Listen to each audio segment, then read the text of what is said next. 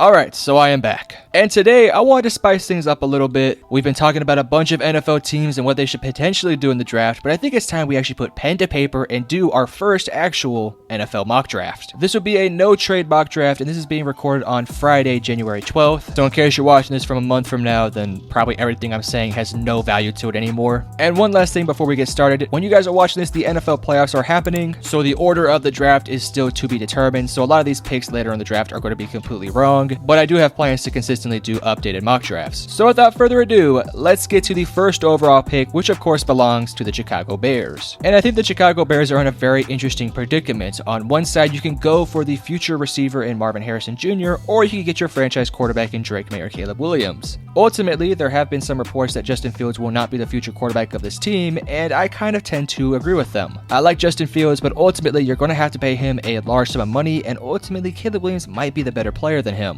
And while I think Chicago Bears fans may not like this because there seems to be a pretty strong divide between whether they should go for Caleb Williams or keep Justin Fields, I do think the front office will ultimately keep Caleb Williams. It's not very often you come across a talent like Caleb Williams, and when you have the number one overall pick, I think you have to take him. So in this situation, I think Caleb Williams is the number one overall pick, which then brings us on to the number two pick, which belongs to the Washington Commanders, and I think this is probably the easiest draft pick to guess here because, well, Drake Maye is on the board. And Drake Maye is a fantastic talent. Me personally, I think Caleb Williams is slightly a little bit more talented than him, but with that being said, Drake Maye is like the 1A, 1B to Caleb Williams. Drake Maye has Justin Herbert, Josh Allen like upside, which anytime your name is being brought up with those guys, you're probably doing something right. So again, pretty easy pick here. I think Drake Maye does become a Washington Commander. Next up, we have the number 3 pick, which belongs to the New England Patriots, and with the way the draft has fallen for them, it hasn't been very good. I think if you're the Patriots, you're either going to trade up to get the number 1 pick, or more than likely just stick at the number 3 and hope Chicago doesn't take Caleb Williams, because obviously Mac Jones and Bailey Zappi are not going to get the job done. But in my opinion, with the way the draft fell to them, I just cannot imagine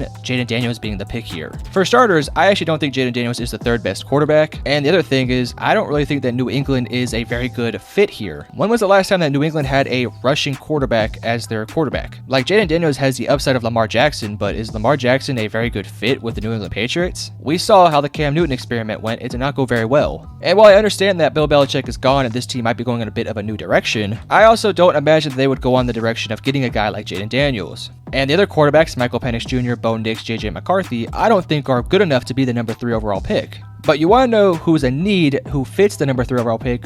Marvin Harrison Jr. I know quarterback is a bigger need for this team, but so is the receiver position, and Marvin Harrison Jr. has legitimate talent to be a top 5 receiver instantly. So I think if you're New England here, you take a guy like Marvin Harrison Jr. and maybe you take your franchise quarterback in the 2nd round, or potentially you move back up in the 1st round to get the guy. Or hell, maybe you go out there and get a guy like a Kirk Cousins or Russell Wilson. Nonetheless, I don't think you pass on a talent like Marvin Harrison Jr., especially when you need a receiver so desperately. Which then brings us on to the number 4 overall pick, which belongs to the Arizona Cardinals, and again, with the way the draft fell, this is kind of a tough spot for the Arizona Cardinals. Do you go offensive lineman to protect Kyler Murray? For sure, you definitely could, but Malik Nabers is up there too, and I think Malik Nabers is just as good as a guy like Marvin Harrison Jr. Nabers has the size, the speed, the explosiveness, the sure hands. He has everything you want in a receiver, and I do think Kyler Murray desperately could use a number 1 guy. So in this situation, you could go a guy like Fashanu or Joe Alt, but I'm going to go with Malik Nabers as the number 4 overall pick. Next up is the LA Chargers, and I do think this is a definite trade down scenario for the LA Chargers. You could go offensive lineman with a guy like Joe Alt or Fashanu, but I don't think that is the pick here, because ultimately Keenan Allen, Mike Williams, Quentin Johnston, and Jared Everett are just not going to get the job done. Keenan Allen and Mike Williams might actually be out the door this year, and Quentin Johnston showed that he is one of the worst starting receivers in the entire NFL. And while I do think he could develop into becoming a very good receiver, I don't think he's the guy. So with this pick, I think you have 2 options, either Rome Odunze, the receiver from Washington, or Brock Bowers, the tight end from Georgia. And I think Mike Williams might end up staying with the LA Chargers for another year or 2, so I do think that Rome Odunze might become a little bit obsolete because of that.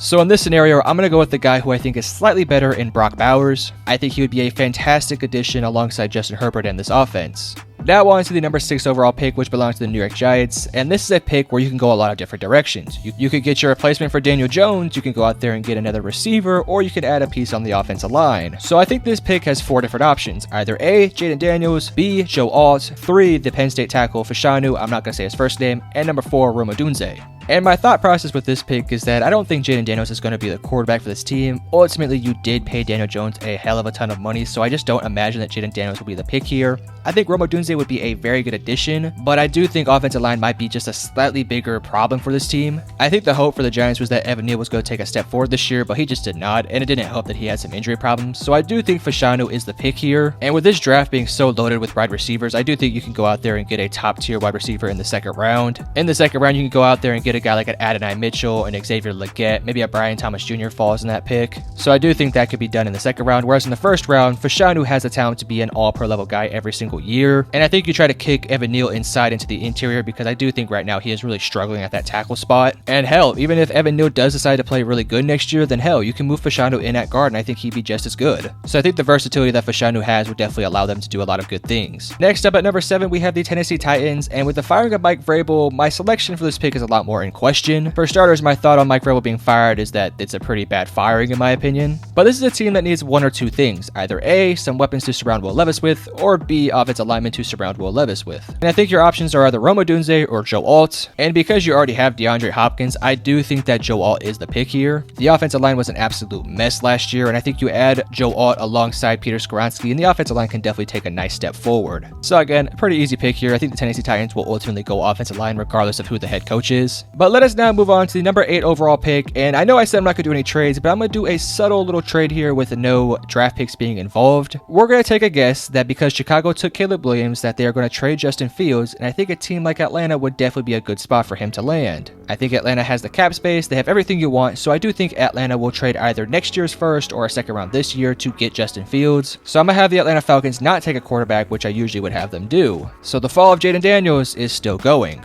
And I think if you're Atlanta, you can do a lot of different things with this draft pick. You can either A, go Rome Odunze, B, you can go a guy like Cooper DeJean or Nate Wiggins, or C, get a nice little pass rusher like Jared Verse or Dallas Turner. And for me, Rome Odunze is very similar to a guy in Drake London, so I don't really think that's going to be that big of a good addition in my opinion. Obviously, I think Rome Odunze has more talent than Drake London, but I don't know, I just would ultimately stick with Drake London and maybe add a receiver in the second or third round. You could potentially get a cornerback like a Kool-Aid McKinstry or a Nate Wiggins, but I don't know, I think your defense played pretty well, especially in the secondary, so for me, the pick here is Dallas Turner. Right now, your two best pass rushers are old-ass Calais Campbell and Arnold Ebiketie. So I think if you can get a young guy like Dallas Turner into this room who has the potential to be a very fantastic player, I would definitely do so. So a very nice draft here for the Atlanta Falcons. In this draft, you get Justin Fields, and you also go out there and get a nice edge rusher to add to your team. Reminds me a little bit of what Houston did last year. CJ Stroud, Ohio State, Justin Fields, Ohio State, Alabama pass rusher. I'm just saying. Moving on, we have the Chicago Bears at number 9, and I think this pick is very obvious. It's going to be Rome Odunze.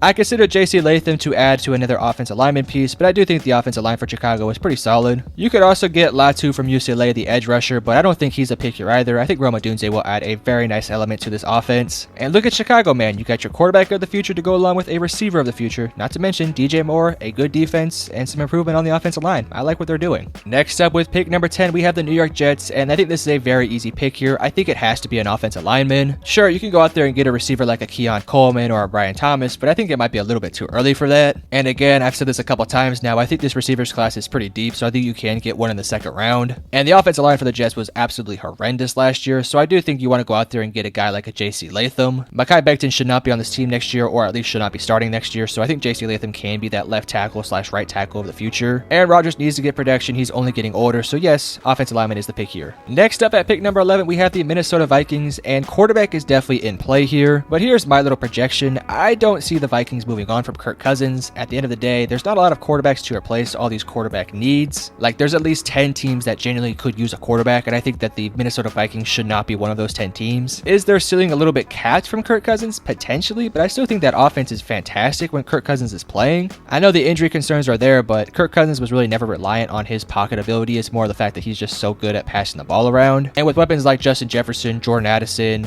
potentially a new running back to go along with TJ Hawkinson, and a decent offensive line, I don't really think that a guy in the offensive side of thing is a huge necessity. So assuming they re-sign Kirk Cousins, I'm actually going to go somewhere on the defense here, and I'm going to stick to the defensive line. I'm going to actually take Jerzon Newton, the interior defensive lineman for Illinois. As of today, they don't really have anybody in the interior who could really get a pass rush. Harrison Phillips, I believe, had 3 sacks this year, and that's it. And while Danielle Hunter is a fantastic player, he's only going to get older, and I think the interior definitely could use some more spice in there, so Jerzon Newton is going to be the pick here for me. So you keep Kirk Cousins. I think your offense is fine. The defense is playing better. I like this pick here for Minnesota. Next up at pick number 12, we have the Denver Broncos. And let's be honest, Russell Wilson will not be the quarterback of this team next year. As for where he might go, I'm kind of going to project the Patriots as of this point. Just based off how the draft went, I could definitely see the Patriots going out there and getting Russ. But that's just me projecting. I actually don't know where he's going to go. But in this scenario, you basically have to get a quarterback. And with the way the draft fell, you have Jaden Daniels, Michael Penix, and Bo Nix still available. And for me, I think Sean Payton would rather have Michael Penix than Jaden Daniels. And this isn't me saying that Jaden Daniels is a worse player than Michael Penix. I just think schematically and fit-wise, Jaden Daniels is not a fit in a Sean Payton system. Whereas Michael Penix might be. I know there's some injury concerns with his recent past history of like 4 season-ending injuries. But in Denver, he's not going to be asked to run around a whole lot. And ultimately, the offensive line at Denver is pretty solid. And they already have some really good receivers and some good playmakers. So I do think that this could be the pick here.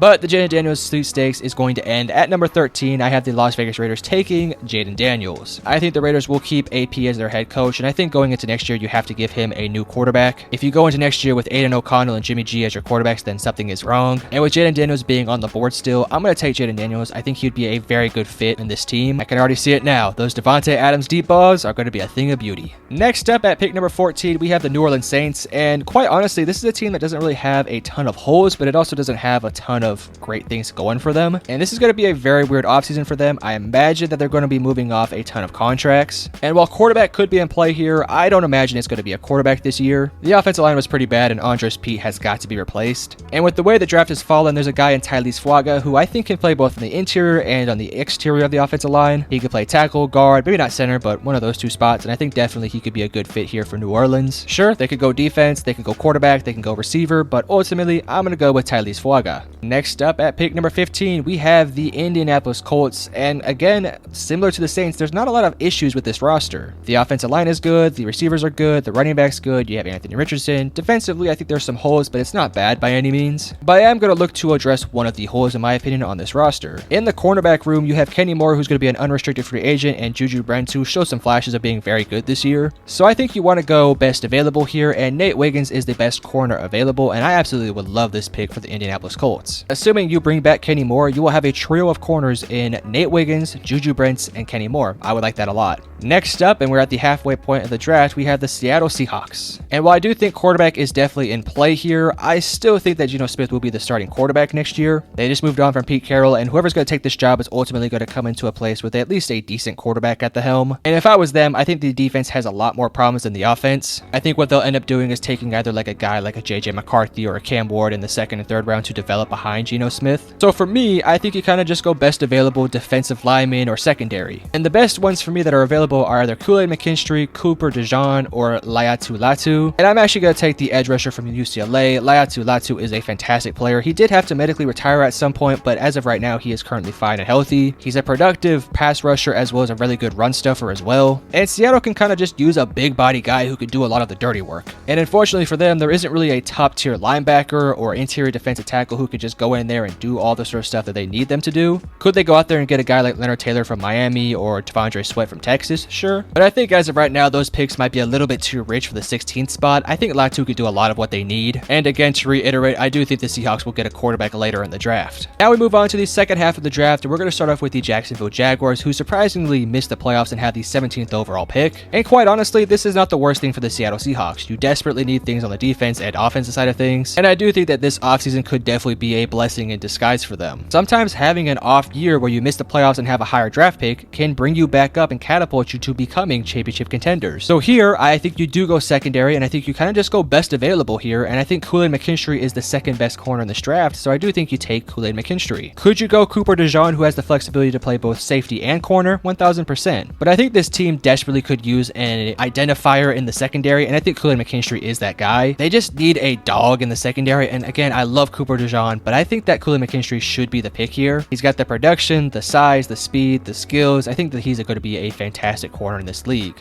Next up, we have the Cincinnati Bengals, and while they desperately could use a tight end and potentially a replacement for T. Higgins, I do imagine that they are not going to go on the offensive side of things here. The defense wasn't fantastic this year, but it also wasn't bad. But defensively, they just don't really have that true star in the secondary. I think we saw some good things from their young safeties, and there's some good things from the cornerback room, but I think there's a lot to be desired there. And with the way the draft fell, there's a certain player player named Cooper DeJean who has the flexibility to both play safety and corner, who is a fantastic player. And I think he'd be a fantastic fit with a defense that could desperately use what he's good at. I think with this pick, you can also suggest a guy like Graham Barton who can play the interior offensive line or exterior offensive line, or maybe a guy like Amarius Mims here. But I think offensive line wise isn't necessarily a huge problem that you have to address a first round pick with. So I do think in this situation, you just kind of go best available with Cooper DeJean. Next up, we have the Green Bay Packers, and similar to a lot of teams here, this is not a team that has a ton of needs. Yes, I know the defense was really bad this year, but I think it has less to do with the talent and more to do with the scheme. So if it was me, I don't really think you have to go out there and address the defense that much because you've kind of done all the dirty work these past couple off seasons. Just go out there, replace Joe Barry, and get a good defensive coordinator who knows what he's doing with these guys. So I think this draft pick should be something to help out Jordan Love even some more. You could go receiver here, but I think you like what you saw from Christian Watson, Romeo Doubs, and Jaden Reed.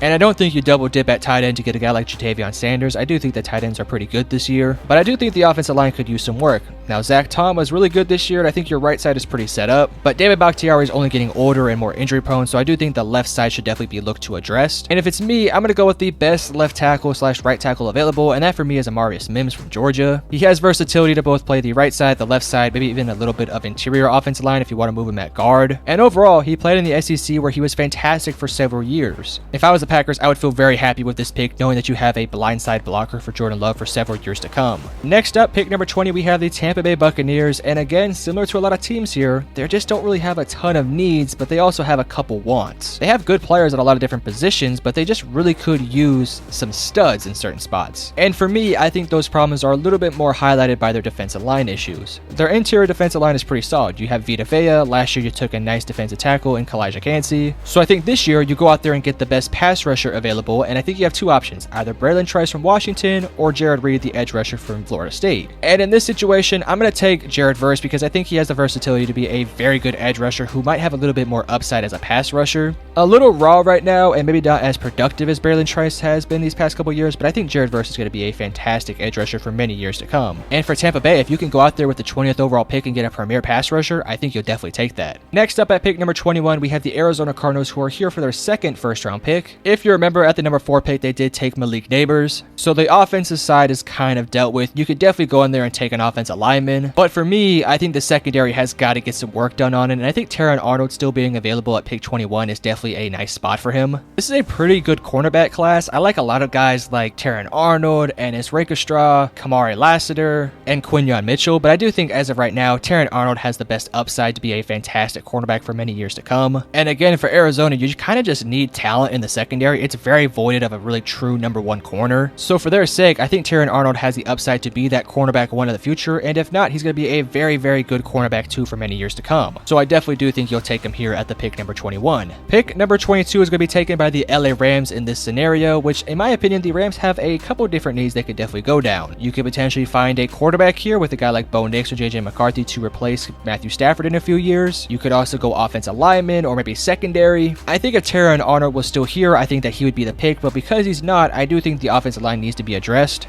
Offensive line wise, there's a couple big names you can go down here. You could obviously go with Jordan Morgan from Arizona, Graham Barton from Duke, Troy Fautanu from Washington, or Tyler Guyton from Oklahoma. I think all those guys have legitimate upside to be first round picks very early. And of those guys I named, I think Jordan Morgan has the best upside of those guys. He's a massive 6'5", 325 offensive tackle, but he is freakishly athletic for that size. And I think for him, he would be a great fit next to Matthew Stafford for the next couple of seasons. I think if you're the Rams, you want to prolong the career of Matthew Stafford as much as you can. I think if you're going to do that, going out there and getting a nice tackle would be a nice addition for this roster. Moving on now, we are now at pick number 23, which belongs to the Pittsburgh Steelers. And if you're the Steelers, you cannot go next year with Kenny Pickett and Mason Rudolph as your starting quarterbacks. Let's face it, Steelers fans, Kenny Pickett is not a very good quarterback. Regardless of whether or not his offensive coordinator sucks, he's just not very good. So let's go find his replacement. And I think there's two big names you should keep an eye on here, and that's JJ McCarthy and Bo Nix. And I think these are both guys who would be nice fits down there in Pittsburgh. JJ McCarthy is a little bit more young and might have a little bit more upside, but is less proven than a guy like Bo Nix, who's already proven, a little bit older, and still has pretty good potential. In my opinion, they both have strong arms, good accuracy, and I just think their production is there for Bo Nix a little bit more than JJ McCarthy. Also, side note, JJ McCarthy hasn't actually said he's going to go in the draft yet, so we'll have to wait and see on that one. Could you go offensive line here or maybe linebacker right now? Potentially, but I don't think that there's anyone available who I would take over Bo Nix at this spot. spot. I think in this situation, quarterback is a huge need for Pittsburgh, and I don't think next year you go into next year with Kenny Pickett as your starter. I think Bo Nix is the pick here.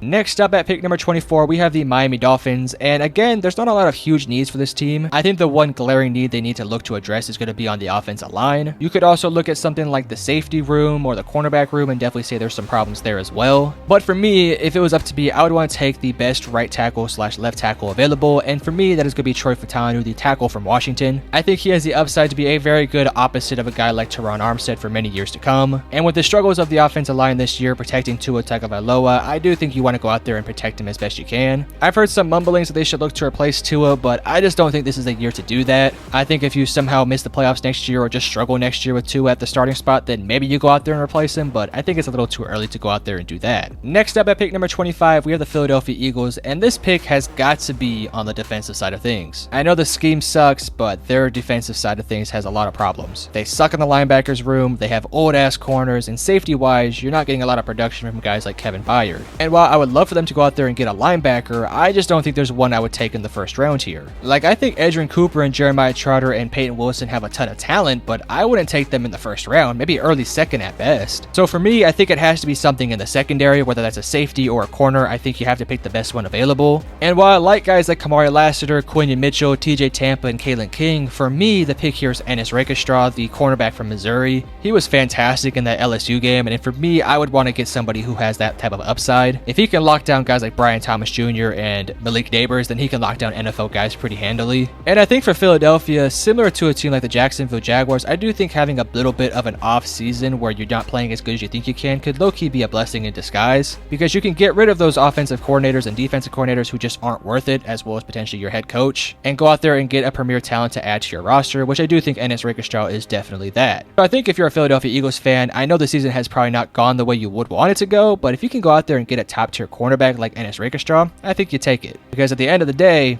Darius Slay, James Bradbury, they're only getting older, and let's be honest, they're just not getting the job done anymore. I'll also add to this, I think in the second round you go out there and get a guy like Edgerrin Cooper or Jeremiah Trotter to add to your linebackers core, because right now, it sucks. Next up at pick number 26, and I think this is the only pick they should go for here, it has got to be a wide receiver. And there's still a couple big name guys here on this board. Guys like Brian Thomas Jr., Ladd McConkey, Troy Franklin, Adonai Mitchell, Xavier Legette, Xavier Worthy, the list goes on and on. And for me, the best player here has got to be Brian Thomas Jr. He's got very good size, he has receiver 1 upside. I think my one concern for him is how dominant he could be as a route runner. He also isn't super explosive, but you don't really have to be super explosive to be a dominant receiver 1. My one thing about him though is I want to see him improve his route tree. I think right now it's a little simple as it is right now, but I think with Andy Reid and Patrick Mahomes, they could definitely get the most out of him. Again, this is a team that really lacks the size and the physicality of a true number 1 receiver who can just go up there and catch any ball out there. I like Keon Coleman too, but I think right now Brian Thomas might be the better fit with a team like the Kansas City Chiefs right now. So yes, I'm going to go with Brian Thomas Jr. with the pick here. Next up at pick number 27, we have the Houston Texans, and there's a couple different ways you could go here. For starters, yes, you could go wide receiver or offensive lineman, but I don't know. I don't think receiver is that big of a need. I think you saw some really good things from guys like Nico Collins and Tank Dell. And while I would go offensive lineman here, there's a certain player on the defensive side of things who has somewhat fallen, and I think he'd be a fantastic pickup here. And that is Braylon Trice, the edge rusher from Washington. Hear me out. Will Anderson on one side, Braylon Trice on the other side, and then a dominant blitz up the middle.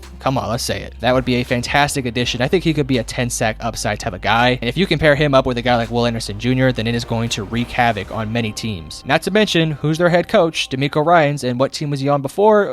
The 49ers, who had Nick Bosa. So if you're me, I think you want to go out there and get the best edge rusher available to add alongside a Will Anderson, and just let them cook, baby. Let them cook. Next up, at pick number 28, you have the Detroit Lions. And again, there's a couple of things you could go here. You could definitely go interior offensive line. Maybe you can go secondary. Maybe you could add a safety or a defensive lineman. There's a couple of things here. I think if Braylon Trice was on the board, I think he would be the pick here, but ultimately he went one pick before them. So I do think you do go secondary, because this is a pretty good secondary class, especially later in the first round. Again, I'm not going to scream at all the names here, but I do think the best one still on the board has got to be Kamari Lassiter from Georgia. He's got the production, the size, the capability. I think he'd be a nice pickup here for the Detroit Lions. One little side note about Kamari Lassiter is I don't really think he's going to come in there and just instantly be a Jalen Ramsey-like corner. I think he's somebody who you kind of want to develop and kind of let him learn on the spot. He's not necessarily young, but I still think he has a little bit of work to do with his overall skill set. Continuing to work on the hands, the footwork, and all the little fundamental things as a corner needs to have, I think he could be a very good corner for many years to come. And while a guy like Quinyon Mitchell can come in there, might be a better player than him, I still think as of today, I'd rather have Kamari Lassiter as a future sort of, not to say project player, but somebody who you can develop to become a very solid player moving forward. And for a team like Detroit, who could desperately use a talented corner who can come in there and make plays instantly while also still developing, I still think Kamari Lassiter is the guy. Next up with pick number 29, we have the Buffalo Bills, and I went with a kind of different approach to this pick. I usually like to give them a receiver with this draft pick because ultimately adding a guy next to Stephon Diggs and Dalton Kincaid and James Cook would be lovely. And while a guy like Keon Coleman is still available, I still think you have enough faith in Josh Allen and these weapons to still get the job done. I think the offensive line needs to get a little bit more love than it has been getting. They haven't really addressed the offensive line in quite some time, and I think you've been giving Josh Allen plenty of weapons to work with. And yes, the defense could definitely use some pieces along that side as well, maybe a safety, a corner, an edge rusher. I just don't know right now if it's a bigger need than helping Josh Allen on the offensive line. And I think if you want to go with the most versatile guy here, I think the guy has got to be Graham Barton from Duke. Again, he could play the tackle spot, the guard spot. I even think he's played a little bit of center. Don't quote me on that.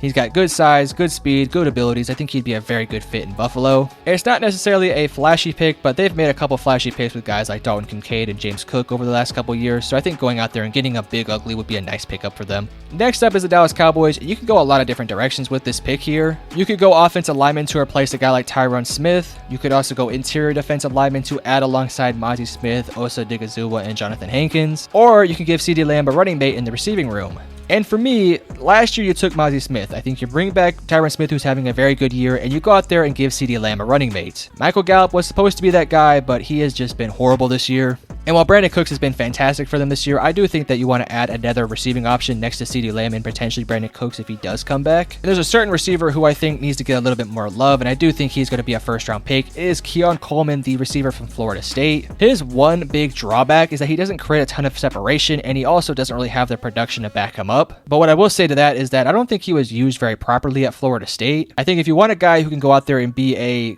Dez Bryant-like receiver for Dallas, I think Keon Coleman could be that guy. You would have your replacement for Michael Gallup, potentially CeeDee Lamb as your slot outside receiver still, and of course Brandon Cooks, who again can also fill in that slot and outside receiver as well. Ultimately, you're giving Dak Prescott every single weapon he could potentially ever want. He'd have Jake Ferguson at tight end, probably a new running back there to go along with CeeDee Lamb, Keon Coleman, and hopefully Brandon Cooks. The offensive line is still pretty good. The defense is still fantastic. I think this would be a home run pick if he's still here at pick number 30. Next up at pick number 31, we have the San Francisco 49ers, and there's a couple of different directions this team could go down. You could maybe add a secondary piece to go alongside some of the guys they already have, or you can go defensive interior to help the run stuffing stuff. But I think ultimately the offensive line has had a bit of some issues as of late, and I do think going out there and getting some right side tackle help would definitely be the right move to make here. And if you want a guy who's 6'7", 325 plus pounds, your guy is Tyler Guyton, the tackle from Oklahoma. The dude is big, and he's physical, he's got good hands, pretty decent footwork. I think he could be a very good tackle for many years to come. Will he be Trent Williams of the future? Probably not, but I do think he could be one of the best tackles in the league if he could potentially reach the potential that I think he could definitely hit. I think he's more of an early second to late first round type of guy, but I do think he can move up to a pick like this if San Francisco is willing to go out there and a little bit kind of reach for him. Which now brings us up to the very last pick, and that is going to be the Baltimore Ravens. This, I guess, is assuming that they win the Super Bowl, which, by the way, if you haven't checked out my most recent video, I actually do predict who's going to win the Super Bowl in that video, so make sure to check that one out. But I'll give you guys a little bit of a hint here. I don't disagree with where the Baltimore Ravens are placed at. And with this spot, there's a couple picks they can go down. They can go after a wide receiver. I think a guy like Devontae Walker, Troy Franklin, Adonai Mitchell are still available. I think that could be a good pickup here. But ultimately, I'm going to go with, in my opinion, the highest upside defensive lineman still on the board. And that is going to be Byron Murphy, the interior defensive lineman for Texas. If you're looking for a guy who has the upside to be a fantastic interior rusher, I think he's your guy. Of all the interior pass rushers, he has the highest upside to be a very good pass rusher. He had, I want to say, like 32 hurries and over 6 sacks this year. And he played alongside a guy like T'Vondre Sweat. And while T'Vondre Sweat was probably the better player than him, I think Byron Murphy has a little bit more upside than him. And for a team like Baltimore, who already has a ton of really good things going for them, if you want to go out there and get a stud defensive interior lineman who has the capability to do a lot of really good things, I think he's your guy. Not to mention, he's also a pretty solid run stuffer. I do think in the NFL, it might take a little bit of time for that run stuffing stuff to kind of get into fruition, but I think with what you got, you're not too concerned about that. I think you just want a little bit of a juice who could come in there and get some pressure, and I think Byron Murphy could be your guy. And that is going to finalize our draft. As you can see on screen, these are all 32 picks, so if you disagree disagree with any of them, let me know in the comment section below. And if you enjoyed the video, make sure to hit the like and subscribe button. But I love you guys. Peace.